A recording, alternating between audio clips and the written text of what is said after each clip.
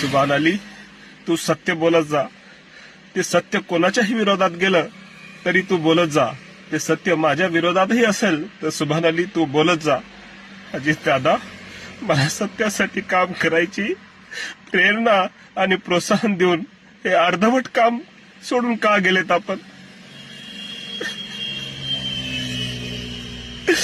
शिवशाहू फुले आंबेडकर विचारासाठी तडजोड करणार नाहीत आपण वारंवार सांगत होता. तुम्ही असं अर्धवट सोडून चळवळीला कसे जाऊ शकता? तुमचा मिशन अजून पूर्ण झाला नव्हता दादा.